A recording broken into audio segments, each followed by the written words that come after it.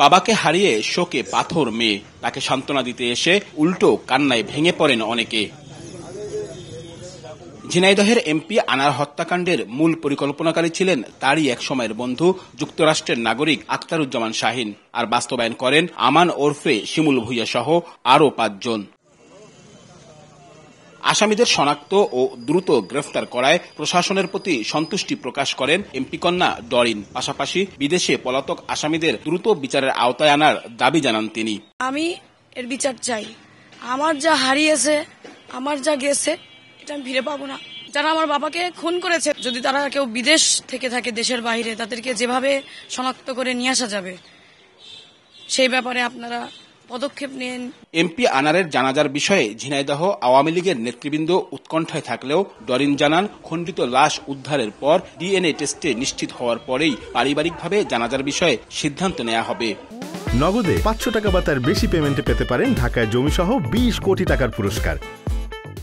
যে মানুষ সারা জীবন মানুষের হাজার হাজার মানুষের জানাজা পড়েছে, কালীগঞ্জের জনসাধারণ সবাই সাক্ষী, তারও জানাজা অবশ্যই হবে। কিন্তু সেক্ষেত্রে আমরা আমাদের যেই ফর্মালিটিস বা মেডিকেল রিপোর্ট, সেটা আগে আমরা নির্দিষ্ট করে আইডেন্টিফাই করে নিই। সবাই চাই যে অন্তত বছরেও কিছু না হলে তার পরিবারের মানুষ কবরটা একটু জিয়ারত করতে, সেটা থেকেও তো আমরা বঞ্চিত হতে চাচ্ছি না। এদিকে দ্রুত খণ্ডিত লাশ উদ্ধারের দাবি স্থানীয় আওয়ামী লীগ নেতাকর্মী সহ সাধারণ মানুষের। সহজ সরল মানুষ ছিলেন, মানুষকে অল্পতেই বিশ্বাস করতেন, যেটা ওনার আজকে এই মৃত্যুর যে কারণ হয়ে দাঁড়ালো। খুনির মাস্টার প্ল্যান যে করেছে, ওকে বাংলার মাটিতে আনা এবং আমার বন্ধুর এক টুকরো মাংস হলেও বাংলার মাটিতে এনে তারে যাতে আমরা একটু জানাজা করতে পারি, তারে দাফন করতে পারি, এই ব্যবস্থা যেন বাংলাদেশ এবং ভারত সরকার করে। ঝিনাইদহ 4 আসনের সংসদ সদস্য আনোয়ারুল আজিম গত 12 মে চিকিৎসার জন্য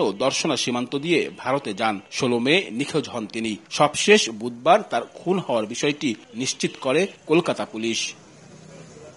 আব্দুল্লাহ আল মামুন রুবেল, সময় সংবাদ, ঝিনাইদহ।